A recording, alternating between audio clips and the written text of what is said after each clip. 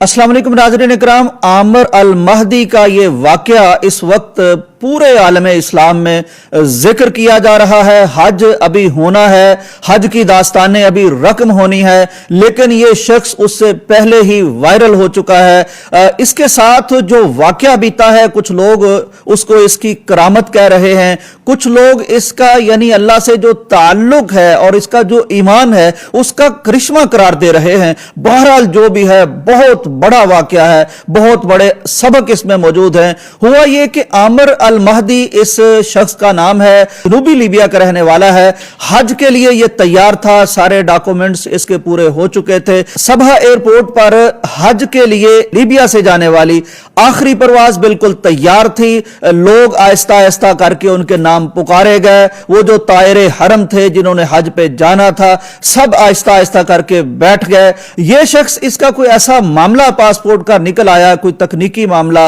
कि ये वहीं फंसा रहा, इसको ताखीर होती रही, देर होती रही, यहां तक कि सारे हाजी वो तैयारे में बैठ गए, तैयारे की सीढ़ियां ऊपर उठा ली गई और फिर गेट बंद कर दिए गए, और यहां तक कि ये अकेला शख्स रह गया जिसके बगैर तैयारा उड़ गया। और जब तैयारा चला गया तो ये अकेला उस एयरपोर्ट पर हाजी बैठा हुआ था। अब इसकी तरफ जो सिक्योरिटी ऑफिसर था उसने बड़ी रहम भरी नजरों से देखा, बड़ी मुलायमत के साथ इसको समझाया। उसको अंदाजा था कि जब कोई हज की तैयारी कर चुका हो और एयरपोर्ट पर पहुंच चुका हो तो वहां से अगर उसे मुस्तरद कर दिया जाए, पीछे जाना पड़े, तो बहुत मुश्किल होते हैं जज्बात और बहुत कैफियत अजीब हो जाती है। तो उसने इसे कहा कि कोई बात नहीं, इसमें अल्लाह की कोई खैर होगी, कोई हिकमत होगी, इंशाअल्लाह अगले साल अल्लाह तुम्हें ले जाएगा। लेकिन जब उसने इसके चेहरे की तरफ देखा तो उसने देखा कि ये बिल्कुल परेशान नहीं है। मुस्कुराते चेहरे के साथ, इत्मीनान के साथ उसने कहा कि ये जो तैयारा मेरे बगैर जा चुका है, सताऊद, ये वापस आएगा और मैं नीयत बांध चुका हूं, मैं इरादा कर चुका हूं, मैंने तो हज करना ही करना है और मैं हज करके रहूंगा इंशाअल्लाह। वो हैरान थे कि ये अजीब शख्स है, जब तैयारा जा चुका है, जब हाजी जा चुके हैं, जब फ्लाइट्स वो सारा ऑपरेशन खत्म हो चुका है, तो ये कैसे जाएगा। लेकिन उनकी हैरत की इंतहा न रही कि ये वहीं जम के बैठा हुआ है। कुछ देर के बाद इमरजेंसी में ऐलान होते हैं कि तैयारा पलट आया है, तैयारा लैंड कर रहा है। वो तैयारा वापस आ चुका था। कोई फन्नी ऐसी खराबी पैदा हुई कि बिल आखिर मजबूर हुआ पायलट उस जहाज को वापस लाने पर।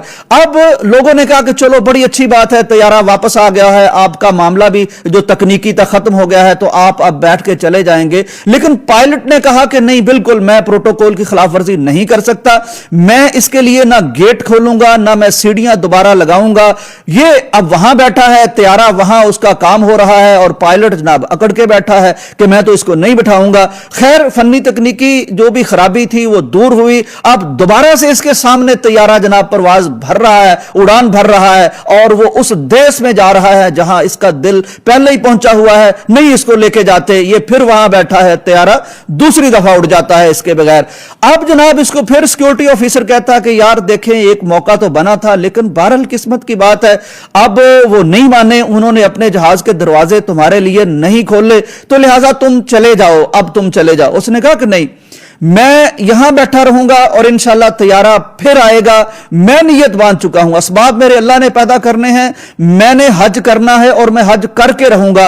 और नाज़रीन इकराम, फिर दुनिया ने अजीबो गरीब ये मंजर भी देखा कि फिर तैयारा खराब हुआ, फिर मजबूर हुआ पायलट वापस आने पर, फिर दोबारा यहां उसने लैंड किया और ये वहीं बैठा हुआ था।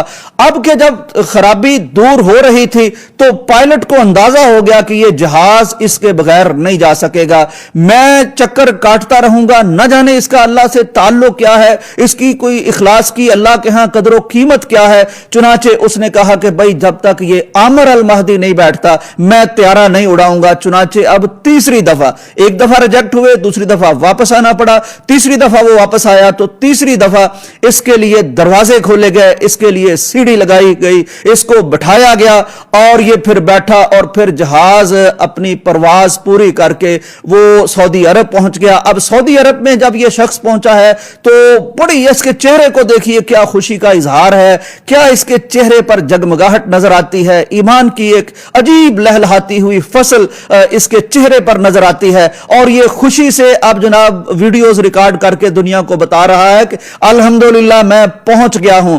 تو ناظرین, بات سننے والی اور ذہن میں رکھنے والی اور اپنے آپ کو سمجھانے والی یہ ہے کہ جب تمہارے دروازے اللہ نے کھول رکھے ہوں اور بیت اللہ کے دروازے اللہ تمہارے لیے کھول چکا ہو, تو دنیا کے پائلٹ, دنیا کی رکاوٹیں آپ پر جتنے بھی دروازے بند کر لیں, وہ دروازہ کھلا ہے تو اللہ وہاں پہنچا کے چھوڑے گا.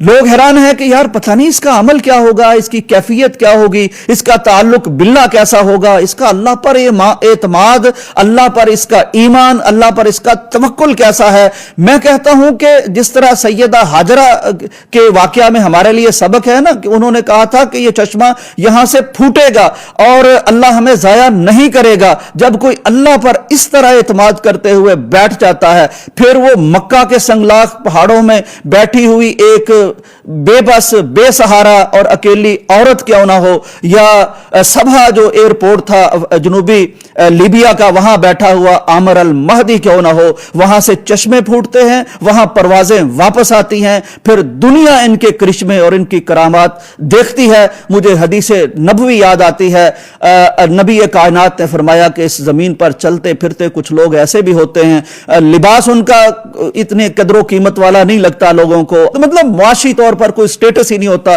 کوئی ان کی طرف نظر اٹھا کے دیکھنا نہیں چاہتا کہ یار یہ کیا مجبور سے لوگ پھر رہے ہیں. لیکن اللہ کے ہاں, عرش والے کے ہاں ان کی قدر و قیمت اس طرح کی ہوتی ہے, لو اقسم علی اللہ لابرہ, وہ کوئی بات کر دیں, اللہ کی کوئی قسم اٹھا کے بات کر دیں تو عرش والا بھی ان کی بات کو پورا کرتا ہے. میرے اور آپ کے لیے سبق اس حقائق میں, اس داستان میں یہ ہے کہ اگر اللہ کو پکارنا ہے تو پھر اس یقین کے ساتھ پکاریں کہ اسباب بے شک آپ کا ایک بھی ساتھ دیتا نظر نہ آتا ہو, لیکن ڈٹ کے آپ یوں کھڑے ہوں کہ عرش والا بھی کہے کہ اب یہ ہو کے ہی رہے گا. اجازت دیجئے, اللہ حافظ.